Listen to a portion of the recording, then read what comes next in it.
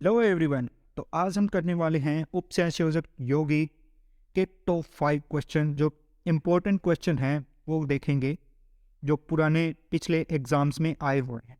तो आज जिससे आपको पता चलेगा, अंदाज़ा लगेगा कि किस प्रकार के क्वेश्चन आते हैं। और बहुत से क्वेश्चन ऐसे हैं जो रिपीट भी होते हैं एग्जाम में। तो चलिए शुरू करते हैं।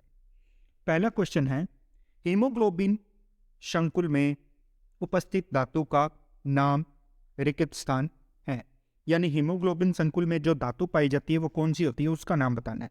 तो हीमोग्लोबिन संकुल के अंदर जो धातु पाई जाती है वो होता है आयरन, यानी Fe+2। ये धातु पाई जाती है, तो इसका उत्तर हो जाएगा Fe+2। ये धातु पाई जाती है। नेक्स्ट क्वेश्चन है कि समन्वय बहुफलक फलक को परिभाषित कीजिए। यानी जो समन्वय बहुफलक क्या होता है, देखते हैं ये क्या होता है। कि केंद्रीय परमाणु या आयन से सीधे जुड़े लिगेंड परमाणुओं का दिक् स्थान यानी 3D के अंदर जो व्यवस्था होती है उसको समन्वय बहुफलक कहते हैं। इसकी आकृति जैसे अष्टफलकीय, वर्ग समतलीय और चतुष्फलकीय मुख्य है इनमें। यानी जो लिगेंड और मेटल के बीच में बंध बनने से जिस प्रकार का आकृति बनती है उसी को ही समन्वय बहुफलक कहते हैं। जैसे अष्टफलकीय की आकृति ये हो गई, चतुष्फलकीय की आकृति ऐसी होगी और वर्ग समतलीय की आकृति ऐसी होगी। इसके अलावा त्रिकोणीय, पिरामिडीय या फिर वर्ग पिरामिडीय की आकृति ऐसी होगी। इसका नाम त्रिकोणीय द्विपिरामिडीय है। ठीक है, इसका नाम त्रिकोणीय द्विपिरामिडीय। नेक्स्ट क्वेश्चन है, उभयदंती लिगेंड की परिभाषा लिखिए। यानी आपको बताना है कि उभयदंती लिगेंड क्या होता है। इसका उत्तर है, लिगेंड जो दो भिन्न परमाणुओं द्वारा जुड़ सकता है उसको उभयदंती लिगेंड कहते हैं। दो भिन्न परमाणुओं द्वारा मतलब यानी मेटल के साथ में कोई भी लिगेंड है वो उसके पास में दो ऐसे परमाणु हो जो बंध बना सकते हैं, जैसे नाइट्रोजन और ऑक्सीजन, जैसे HCN। कैसे बंध बना सकते हैं ये? नाइट्रेटो के अंदर नाइट्रोजन बंध बनाता है NO। नाइट्रेटो में अगर NO के अंदर NO2 के अंदर अगर नाइट्रोजन बंध बनाए तो इसको नाइट्रेटो बोलेंगे। यदि ऑक्सीजन बंध बनाए, यानी ये ऑक्सीजन यदि बंध बना ले तो उसको नाइट्रेटो O लिखेंगे। इसको नाइट्रेटो N और इसको नाइट्रेटो O लिखेंगे। नेक्स्ट, जैसे थायोसाइनेटो है, इसके अंदर S यानी सल्फर बंध बनाए तो थायोसाइनेटो। यदि नाइट्रोजन बॉन्ड बनाए यानी ये नाइट्रोजन बॉन्ड बना ले तो उसको आइसोथायोसाइनेटो लिखते हैं। ये उभयदंती लिगेंड के उदाहरण हैं। कौन सा? NO2 और HCN, यानी थायोसाइनेटो और नाइट्रेटो। नेक्स्ट क्वेश्चन है, द्विदंतु लिगेंड किसे कहते हैं, या इसका एक उदाहरण दो। इसका उत्तर है कि जब लिगेंड दो दाता परमाणुओं द्वारा परिबद्ध हो सकता है, यानी ऐसा लिगेंड जिसके पास में दो परमाणु एक साथ बंध बनाए मेटल के साथ में, तो ये हो गया द्विदंतुक लिगेंड। उभयदंतिक लिगेंड के अंदर क्या था कि एक ही टाइम पर एक ही परमाणु है वो बंध बनाता है, लेकिन द्विदंतुक लिगेंड के अंदर एक टाइम पे दो बंध बनाता है लिगेंड। जैसे ये थोड़ा गलत लिखा हुआ है, इसको कैसे लिखेंगे?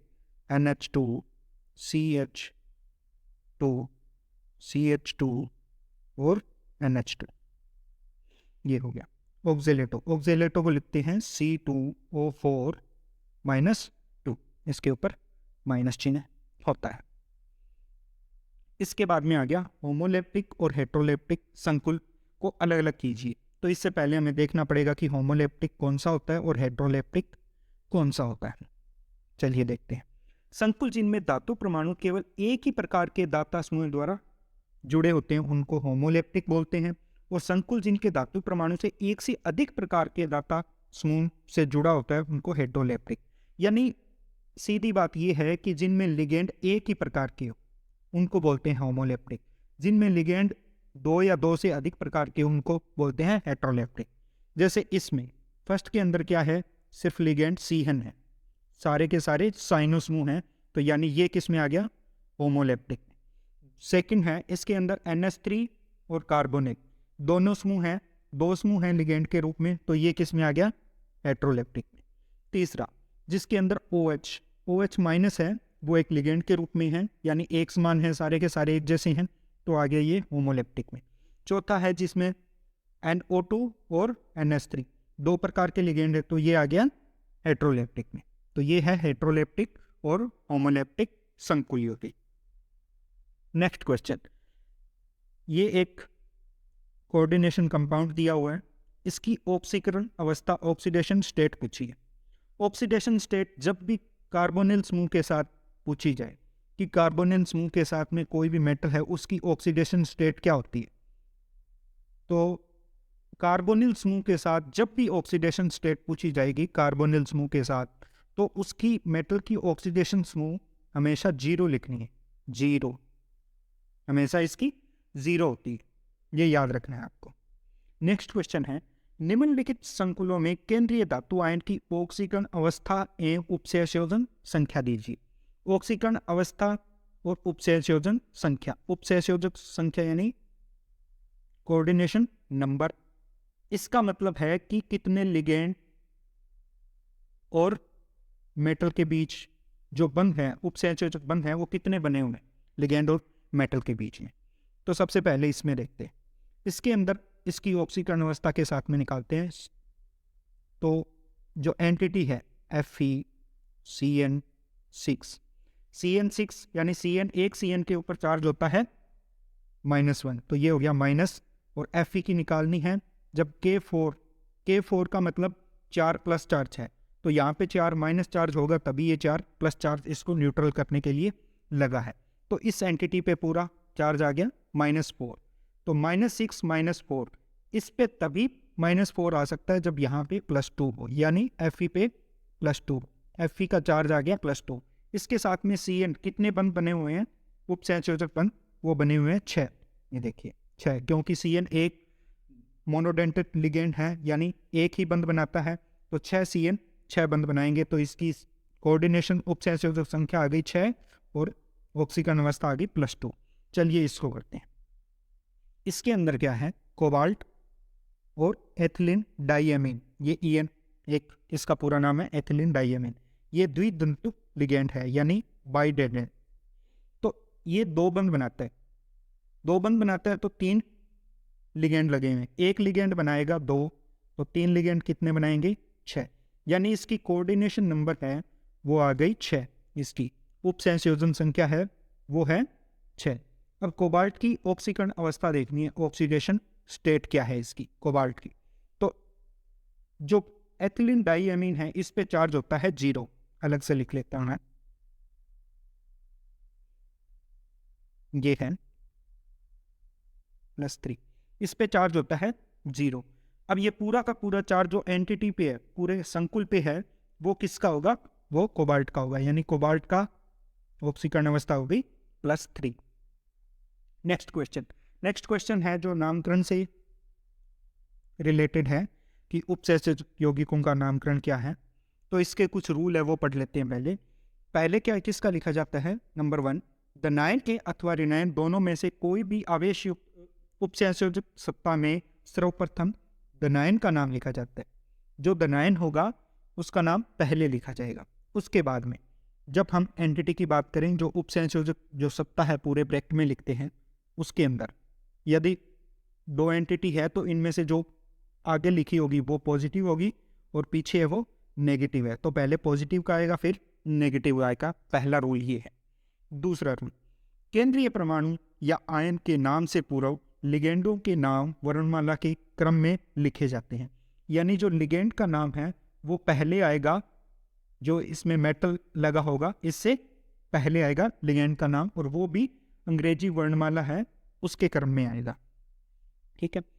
तीसरा आ गया कि ऋणावेशित लिगेंडों के अंत में O आता है, अंत में O आता है। उदासीन एवं धनावेशित का नाम नहीं बदले जाते, कुछ अपवाद जैसे H2O का नाम लिखते हैं एक्वा, NH3 का नाम लिखते हैं एमीन, और CO को कार्बोनिल और NO को नाइट्रोसिल लिखते हैं, ठीक है।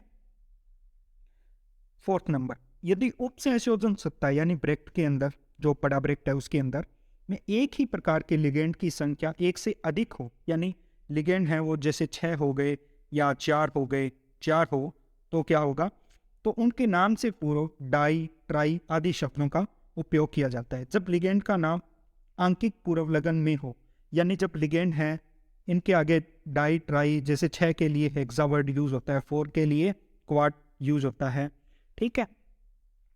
यदि इनका नाम बड़ा हो, जैसे इनके नाम के अंदर डाई और ट्राई आ रहा हो, तो इनके नाम से पहले बिस और ट्रिस या टेट्राकिस आदि शब्द प्रयुक्त होते हैं। जैसे ये है, इसमें 2 हैं लिगेंड, एक तो क्लोरो और दूसरा ट्राइफेनिल फोस्फीन। तो ट्राइफेनिल फोस्फीन में ऑलरेडी ट्राई वर्ड आ रहा है, तो इसमें बिस और ट्रिस ऐसे वर्ड यूज किए जाएंगे। तो डाइक्लोरो और डाइक्लोरो के बाद में कहाँ है ये, हाँ, डाइक्लोरो और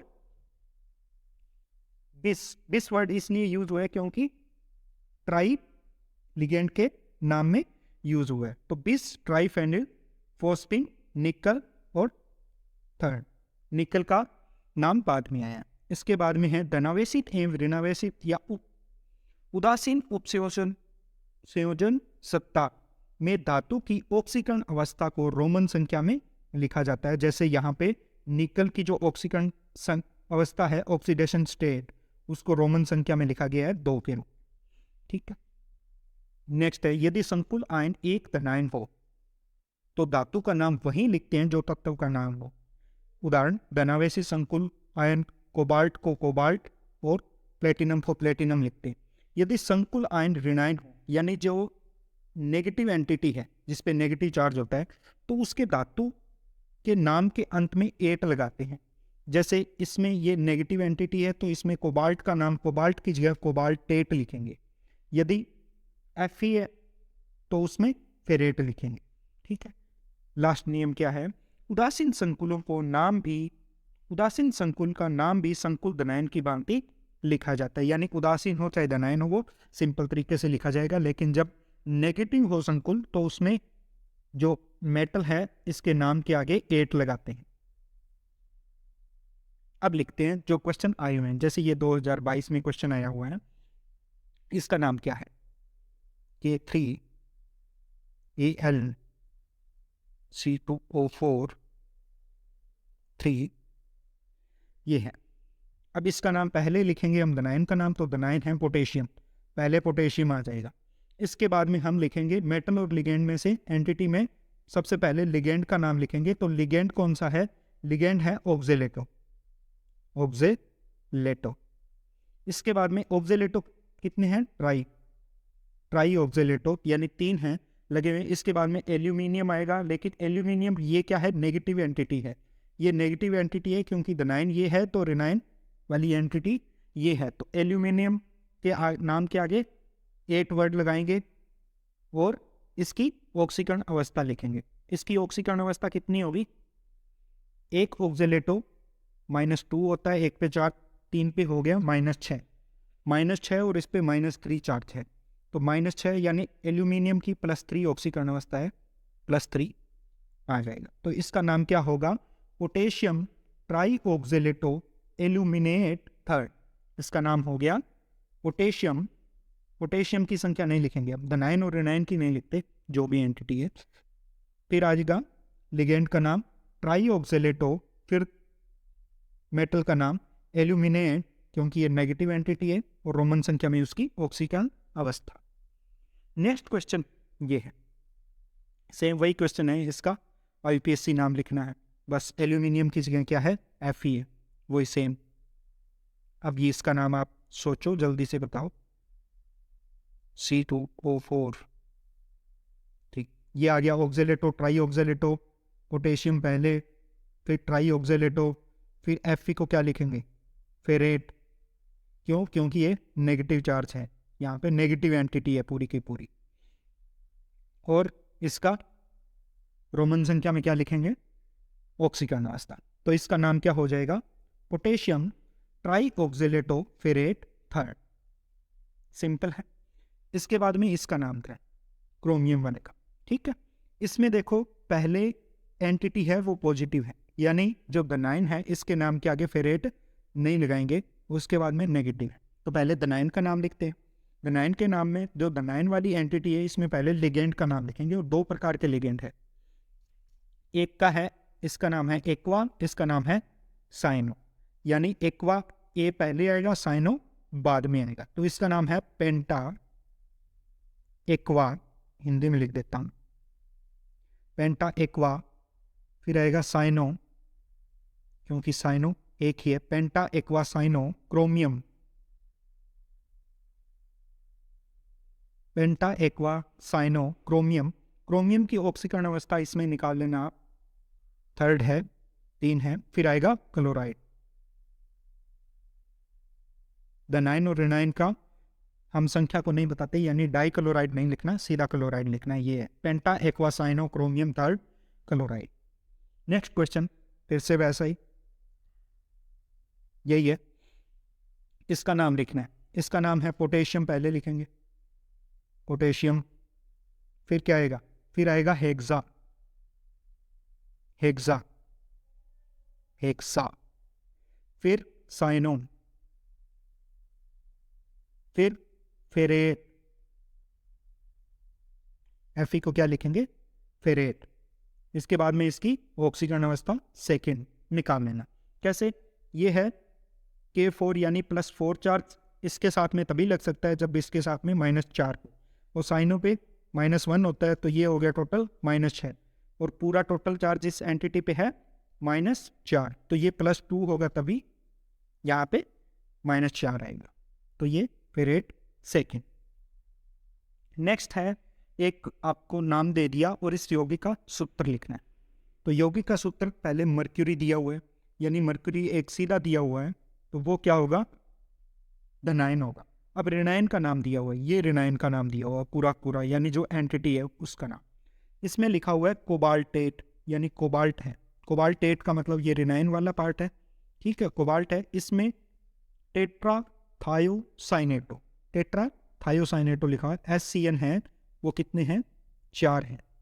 अब इसमें द9 और रिनाइन की संख्या को बराबर करके देखेंगे तो ये बराबर ही है ऑलरेडी, तो इसका जो नाम से जो यौगिक होगा वो यही होगा, ठीक है। अब इसमें समावयवता भी देख लेते हैं जल्दी से, क्योंकि समावयवता से भी क्वेश्चन पूछे गए हैं।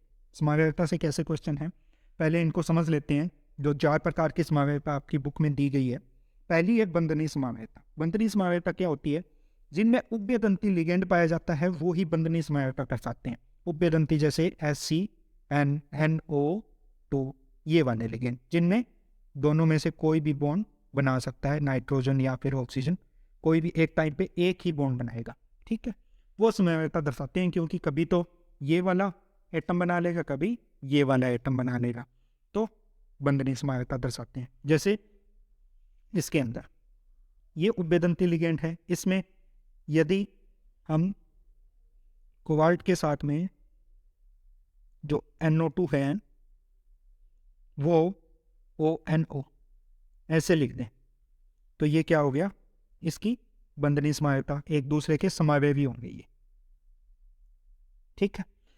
दूसरा क्वेश्चन है उपसहसंयोजन समावयवता। बंधनीय समावयवता वो ही दर्शाएंगे जो उभयदंती लिगेंड हो। उपसहसंयोजन समावयवता, उपसहसंयोजन समावयवता कौन सी होती है, जब द9 एवं रिनाइन उपसहसंयोजन सत्ता है, एंटिटी है, उनके मध्य लिगेंडों के अंतर परिवर्तन से इस प्रकार की समावयवता पाई जाती है। यानी 2 प्रकार की एंटिटी होगी जो होती है, एक तो पॉजिटिव वाली, एक नेगेटिव वाली।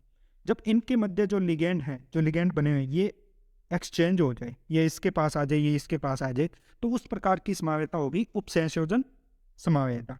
जैसे ये एक यौगिक है, जब इसका लिगेंड इसके पास में और इसका लिगेंड इसके पास, कोबाल्ट वाला क्रोमियम के पास में और क्रोमियम वाला कोबाल्ट के पास में आ जाए, तो इस प्रकार की जो समावयवता होगी वो होगी उपसहसंयोजन समावयवता।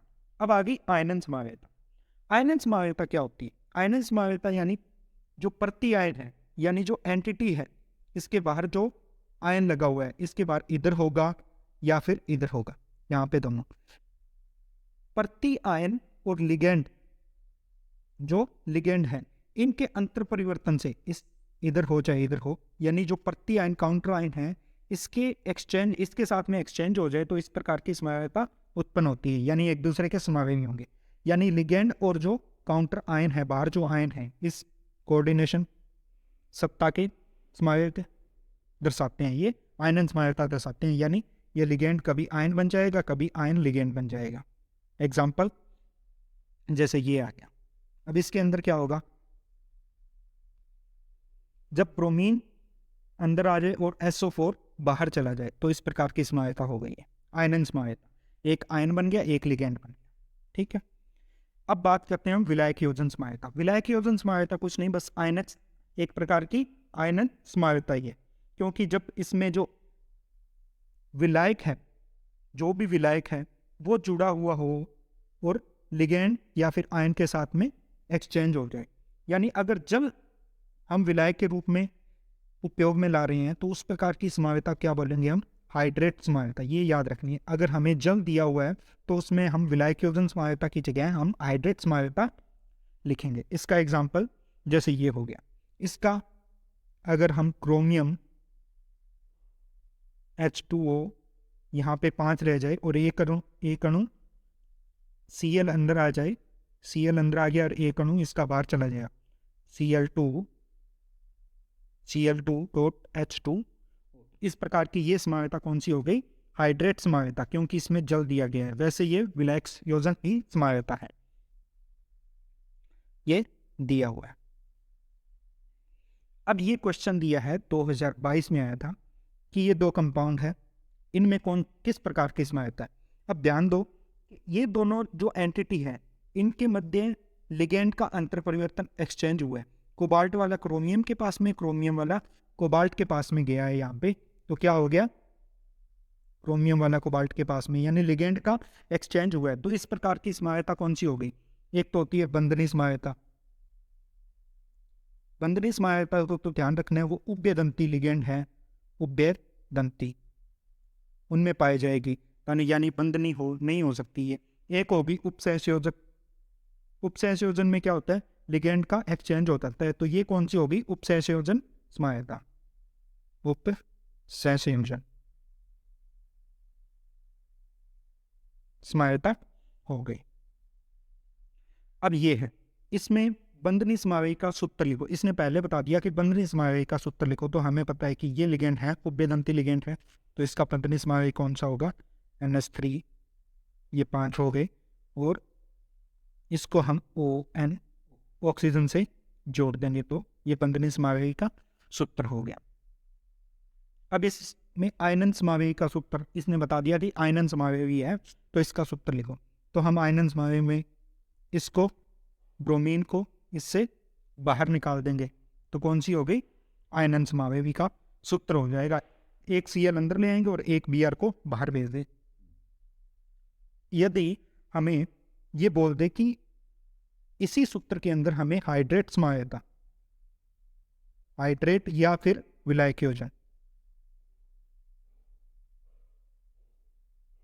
विलायक योजन पूछने, तो हम क्या करेंगे, Cl को अंदर लाएंगे और H2O को बाहर लेके जाएंगे, एक H2O मॉलिक्यूल को, तो वो हो गई हाइड्रेट या विलायक योजन। हम इसने पूछा है आयनन समावेशी, तो Cl और ब्रोमीन के साथ में एक्सचेंज करें। तो अब हम देखेंगे संयोजकता आबंध सिद्धांत क्या है, और इसके ऊपर जो क्वेश्चन आए हैं उनके बारे में देखेंगे कि संयोजकता आबंध सिद्धांत के ऊपर कौन कौन से क्वेश्चन आए हैं। चलिए देखते हैं। संयोजकता आबंध सिद्धांत के आधार पर ये एक संकुल है, इसकी ज्यामिति और चुंबकीय प्रकृति बतानी।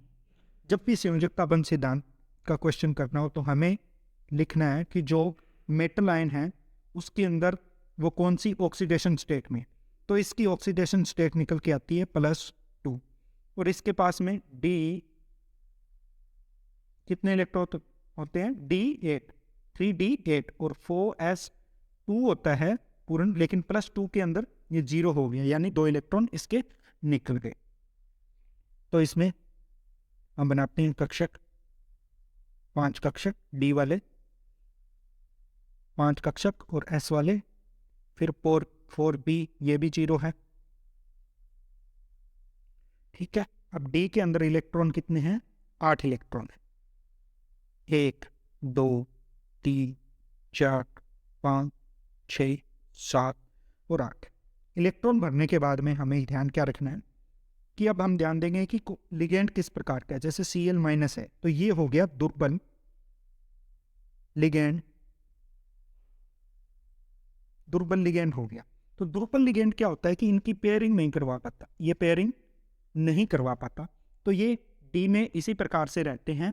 इसी प्रकार से रहने के कारण इसका जो संकरण है, जो 4 कितने लिगेंड जुड़े हैं, 4, तो 4 कक्षक चाहिए, तो 4s और 4p वाले sp3 इसका संकरण हो गया, sp3 संकरण। और इसकी चुंबकीय प्रकृति की बात करें, sp3 संकरण में पहले इसकी ज्यामिति की बात करें तो ज्यामिति इसकी होती है चतुष्फलकीय। चतुष्फलकीय एक का आंसर मिल गया ज्यामिति की। इसकी चुंबकीय प्रकृति, चुंबकीय प्रकृति में इसके पास में n बराबर 2 है, यानी जो अनपेयर्ड इलेक्ट्रॉन है वो 2 है, 1 और 2। 2 अनपेयर इलेक्ट्रॉन के कारण इनकी चुंबकीय प्रकृति होगी, वो होगा अनुचुंबकीय, यानी ये अनुचुंबकीय हो गया। और चतुष्फलकीय इसकी ज्यामिति या आकृति हो गई। यदि इसमें n बराबर 0 होता, यानी यहाँ पे क्लोरीन की जगह Cn- होता, जो कि एक प्रबल क्षेत्र लिगेंड है, प्रबल लिगेंड है, तो ये क्या करवा देता, पेयरिंग करवा देता, जिससे इसमें जो इलेक्ट्रॉन है, अनपेयर्ड इलेक्ट्रॉन, उनकी संख्या 0 हो जाती और फिर ये प्रतिचुंबकीय होता। लेकिन यहाँ पे क्लोरीन है तो ये अनुचुंबकीय है और चतुष्फलकीय करती है। अब इसने पूछा है कि चतुष्फलकीय ज्यामिति वाला उपसंयोजन कौन सा है। चतुष्फलकीय ज्यामिति उसी की होगी जिसके पास में 4, जिसकी कोऑर्डिनेशन संख्या Cn, कोऑर्डिनेशन संख्या क्या होगी, 4 होगी। कोऑर्डिनेशन संख्या यानी लिगेंड 4 जुड़े, तो ये इसमें 6 हैं, इसमें 5 हैं, ये दोनों नहीं हो सकते। अब कौन सा बच गया, B और A। इसमें है Cn, अभी बताया था। यदि Cn होता तो क्या कर लेता, पेयरिंग करवा देता। पेयरिंग करवाने से एक D कक्षक भी खाली हो जाता, तो इसका संकरण DsP2 हो जाता, जिससे इसकी आकृति चतुष्फलकीय की बजाय वर्ग समतलीय हो जाती, वर्ग समतलीय इसके अंदर। लेकिन यहाँ पे वर्ग समतलीय नहीं, हमें चतुष्फलकीय ज्यामिति वाला पूछा है, जो कि ये है। अब इसका निकाल के भी देख लेते हैं।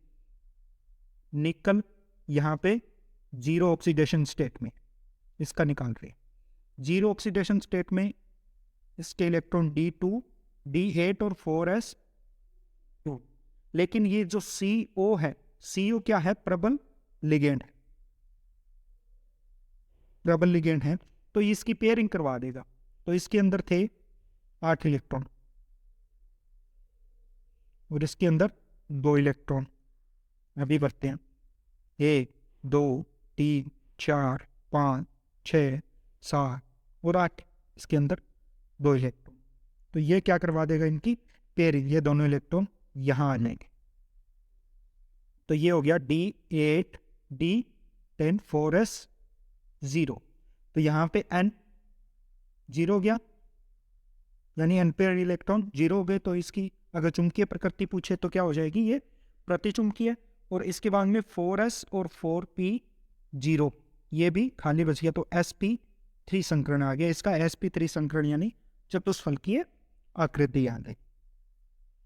नेक्स्ट क्वेश्चन क्या है, नेक्स्ट क्वेश्चन है कि संयोजकता बंध सिद्धांत के आधार पर हमें क्या बताना है, इसकी ज्यामिति और चुंबकीय प्रकृति वैसी है।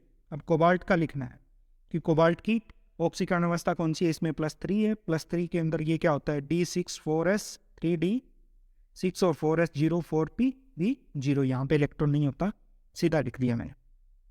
वैसे अगर हम बात करें कोबाल्ट की इलेक्ट्रॉनिक विन्यास की, तो वो D7 और 4s2 होता है, लेकिन 3 इलेक्ट्रॉन निकले हैं तो 3D6 हो गया। अब F- जो लिगेंड है वो क्या हो गया, दुर्बल है, दुर्बल लिगेंड है। तो ये क्या है, पेयरिंग नहीं करवाएगा, D के अंदर बिल्कुल वैसे ही रहेंगे। D के अंदर इलेक्ट्रॉन बढ़ रहे हैं, 1 2 3 4 5 6 इलेक्ट्रॉन बढ़ती है। और ये आगे के कक्षक खाली, तो ये पेयरिंग नहीं होगी, तो इस यहाँ भी कक्षक कोई भी खाली नहीं होगा, जिससे इसका जो संकरण है वो sp3 D2 आएगा, क्योंकि 6 लिगेंड है। sp3d2 जिसकी आकृति कैसी हो गई, अष्टफलकीय, अष्टफलकीय, अष्टफलकीय आकृति। अब हम चुंबकीय प्रकृति की बारे में बात करें तो इसमें अनपेयर्ड इलेक्ट्रॉन है वो 4 हैं, n बराबर 4 है। तो चुंबकीय प्रकृति में इसकी कौन सी होगी, ये अनुचुंबकीय, ये हो गया अनुचुंबकीय। थोड़ा सा फास्ट चल रहे हैं क्योंकि ये एक रिवीजन है इस चैप्टर का, ठीक है। ये हो गया। अब ये सेम पूछ लिया इसने कि इसकी ऑक्सीकरण अवस्था क्या है, संकरण क्या है, ज्यामिति क्या है और चुंबकीय प्रकृति क्या है, संयोजकता बंध सिद्धांत के आधार पे सेम वही है। इसकी ऑक्सीकरण अवस्था +3, ऑक्सीडेशन स्टेट है वो +3 है। और क्या पूछी है इसने पूछी है कि इसका संकरण है वो sp3d2 है। इसकी ज्यामिति क्या है, इसकी ज्यामिति अष्टफलकीय बता दी और इसकी चुंबकीय प्रकृति के बारे में बताया है, वो है अनुचुंबकीय, क्योंकि अनपेयर्ड इलेक्ट्रॉन की संख्या 4 है, n बराबर 4। अब इसमें पूछा है कि ये इसकी आकृति वर्ग समतलीय और इसकी आकृति चतुष्फलकीय क्यों होती है। तो अब देखते हैं, ये यहाँ पे सब में दोनों में क्या है, निकल +2 है। तो निकल +2 क्या होता है, D8 3D8 4s04p0, आगे के सारे जीरो, कहीं भी इलेक्ट्रॉन नहीं होता, 3D8 में इलेक्ट्रॉन है, 2 इलेक्ट्रॉन निकले में 4s वाले। तो हम वही कक्षक बना लेते हैं पर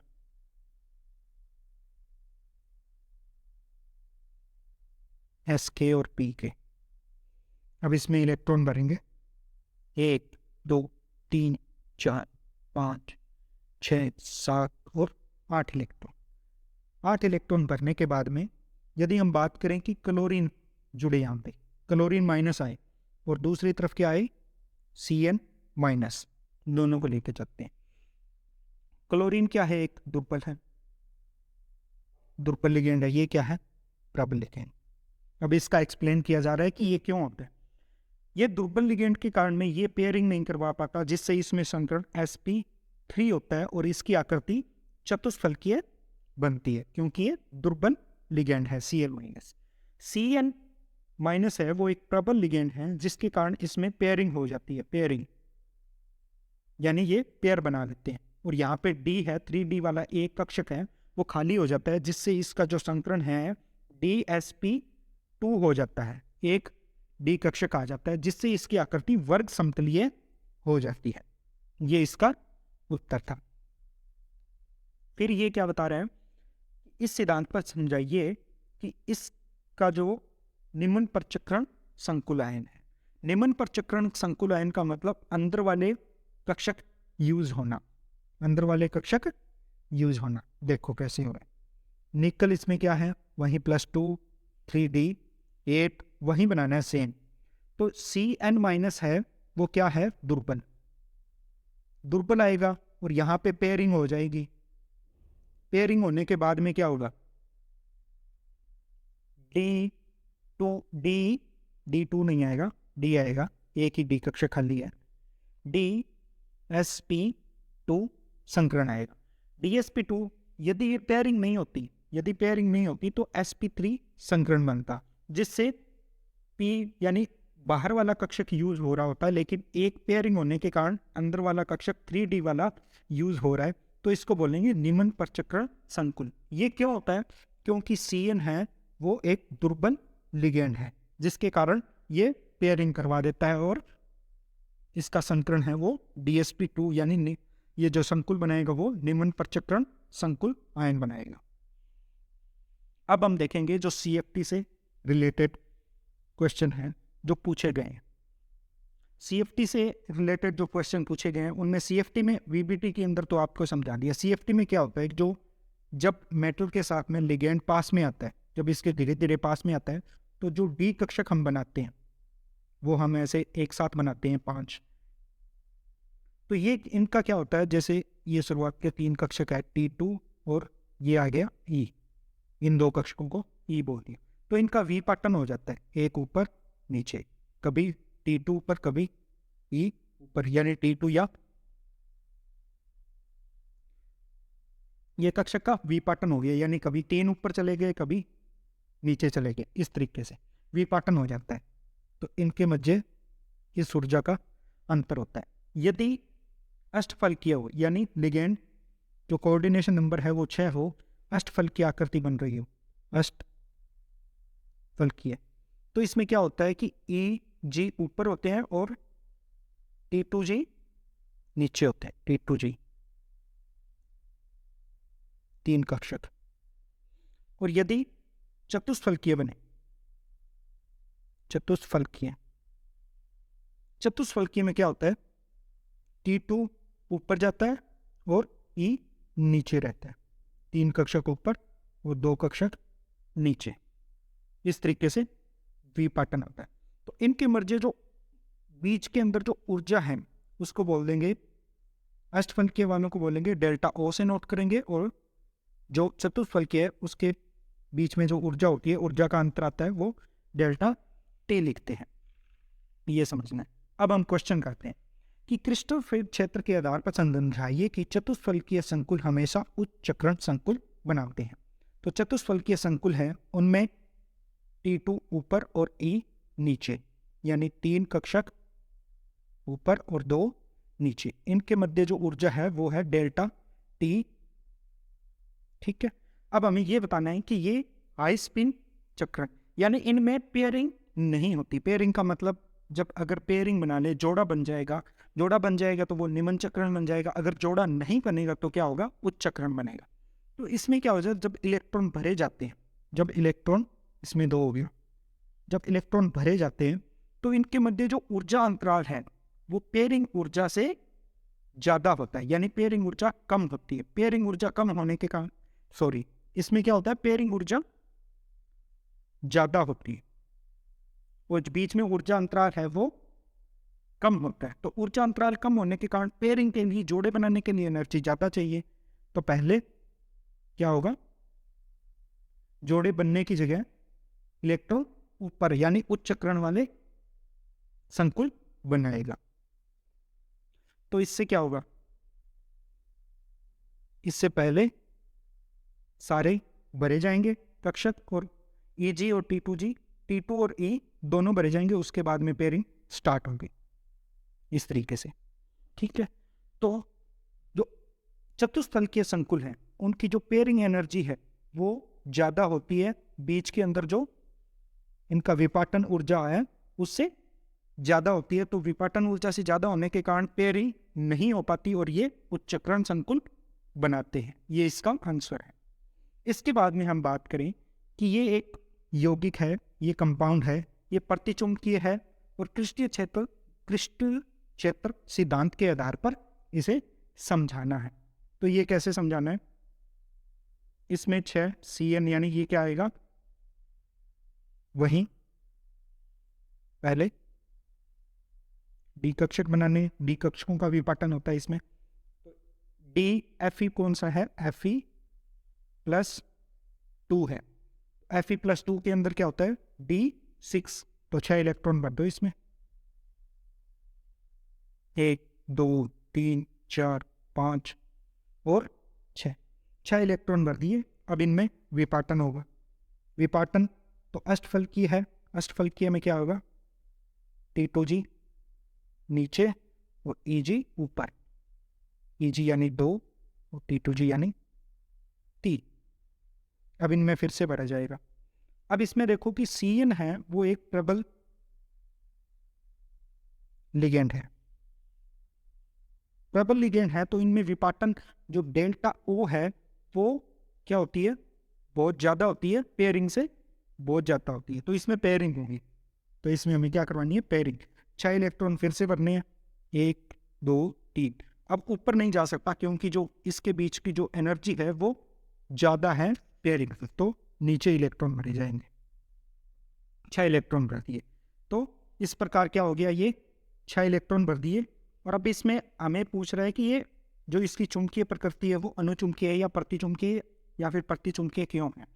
तो इसमें जो N है उसका मान 0 आ गया, यहाँ पे N का मान 0 नहीं था, यहाँ पे N का मान 4 था, लेकिन विपाटन के बाद में जब बंध बना मेटल और लिगेंड के बीच में, तो विपाटन ऊर्जा है वो ज़्यादा थी और पेयरिंग ऊर्जा कम थी। तो पेयरिंग हो जाती है जिससे, यानी जोड़े बन जाते हैं जिससे जो अनपेयर्ड इलेक्ट्रॉन है उनकी संख्या 0 है, इसलिए इसकी चुंबकीय प्रकृति क्या हो गई, ये प्रतिचुंबकीय है। ठीक है, ये प्रतिचुंबकीय है। इसके बाद में ये संकुल दिया गया है, इसकी बैंगनी रंग की व्याख्या करना। अब ये बैंगनी रंग क्यों होता है इसकी व्याख्या करनी है। वैसे ही टाइटेनियम और इसकी +3 ऑक्सीडेशन स्टेट में इसमें D1 और 4s 3D1 4s 0, वही डी कक्षक बनाने हैं क्योंकि इन्हीं का ही विपाटन करना है CFT में। और इसमें इलेक्ट्रॉन एक है जो कि ये। इसके बाद में विपाटन यानी अष्टफलकीय है, T2G नीचे और EG ऊपर, EG T2G। एक इलेक्ट्रॉन कहाँ रहेगा, यहाँ रहेगा। अब किसी भी प्रकार का रंग की बात करें कि वो रंग क्यों दिखाता है, तो रंग इसलिए दर्शाता है, मान लो कि यहाँ पर इस कंपाउंड पे कोई भी फोटोन आपतित हुआ, यानी फोटोन इस पे गिरा जो कि h आवृत्ति का था और h एनर्जी का था, और ये इलेक्ट्रॉन एक्साइटेड होके EG में चला गया, और जब ये वापस आएगा, फिर से जब वापस आएगा, जब ये यहाँ से वापस इसी एनर्जी क्षेत्र में आएगा तो एक h ऊर्जा की तरंग को उत्सर्जित करेगा। तो ये h ऊर्जा की तरंग है वो, इसका रंग कैसा होगा, बैंगनी होगा। जो उत्सर्जित ऊर्जा है उसकी जो रंग होगा वो कैसा होगा, बैंगनी होगा। यानी जो बैंगनी रंग की व्याख्या है वो क्या होता है, T2G से EG में क्या होता है, इलेक्ट्रॉन उत्सर्जित, इलेक्ट्रॉन चला जाता है, और जब EG से T2G में वापिस आता है इलेक्ट्रॉन तो h एनर्जी का प्रकाश उत्सर्जित करता है, और इस उत्सर्जित प्रकाश की का जो कलर होता है वो बैंगनी होता है। तो ये इसकी व्याख्या है कि इसका बैंगनी रंग क्यों होता है।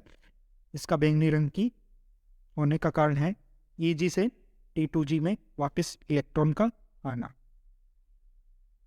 अब क्वेश्चन है जो 2020 में पूछा था कि स्पेक्ट्रो रासायनिक श्रेणी की परिभाषा लिखिए। स्पेक्ट्रो रासायनिक श्रेणी क्या है। स्पेक्ट्रो रासायनिक श्रेणी क्या है कि सामान्यतः लिगेंडों को उनकी बढ़ती हुई क्षेत्र प्रबलता के क्रम में श्रेणी के नियमानुसार व्यवस्थित किया जाता है। जैसे ये है, इसमें कमजोर यानी दुर्बल लिगेंड से प्रबल लिगेंड की ओर बढ़ते हुए क्रम में एक सीरीज बनाई गई है, श्रेणी बनाई गई है, जिसको ही स्पेक्ट्रो रासायनिक श्रेणी कहा गया है। यानी इस प्रकार की श्रेणी को स्पेक्ट्रो रासायनिक श्रेणी कहते हैं। दुर्बल से प्रबल लिगेंड क्षेत्र की तरफ बढ़ते हुए क्रम में एक श्रेणी बनाई गई है जिसको हम क्या बोलते हैं, स्पेक्ट्रो रासायनिक श्रेणी कहते हैं। ये थे इस चैप्टर में जो पुराने क्वेश्चन पूछे गए हैं, पुराने पेपर में क्वेश्चन पूछे गए हैं वो थे।